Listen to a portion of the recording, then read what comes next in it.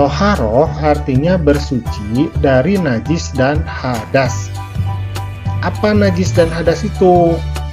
Nah, najis adalah kotoran yang menjadi sebab terhalangnya seseorang untuk beribadah kepada Allah Subhanahu wa Ta'ala. Sedangkan hadas adalah keadaan tidak suci pada diri seorang muslim yang menyebabkan ia tidak boleh sholat, tawaf, dan lain sebagainya. Nah, najis itu harus dihilangkan dari mana saja? Nah, dari sini ya.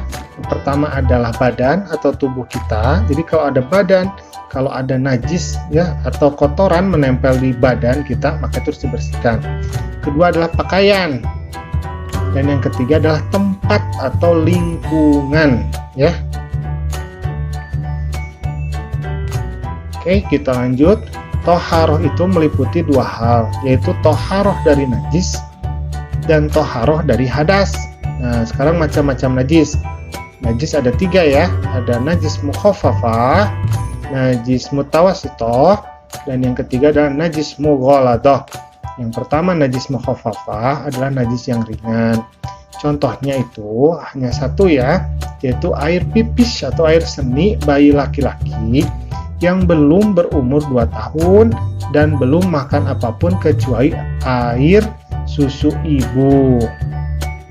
Nah, cara menyucikannya ini mudah ya, cukup dengan memercikan air atau mengusapkan air yang suci pada permukaan yang terkena najis. Kalau ini najis mukhafafah ya.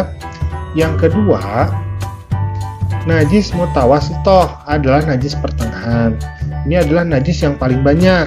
Contoh najis ini adalah darah, nanah, air seni, tinja, bangkai binatang, dan sebagainya.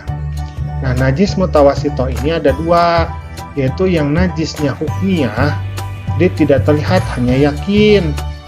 Jadi kita, nah misalkan seperti ini, tadi kita merasa terkena darah binatang misalkan, tapi sudah tidak terlihat, tapi kita yakin bahwa di situ ada najisnya. Nah, ini disebutnya najis hukmiyah. Jadi dialirkan air saja ke sana ya.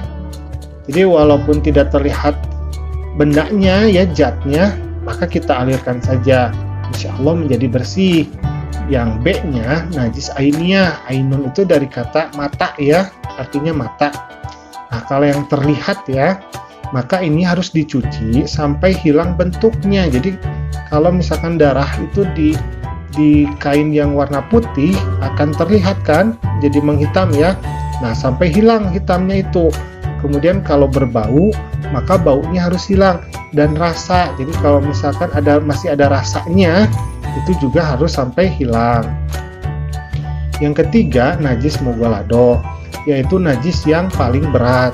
Nah, najis ini bersumber dari 2 binatang, yaitu anjing dan babi.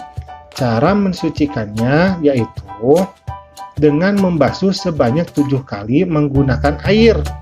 Tapi 1 kali di antara air tersebut itu sudah dicampur dengan tanah yang bersih dan suci ya. Jadi jangan tanahnya kotoran binatang, itu nggak boleh ya.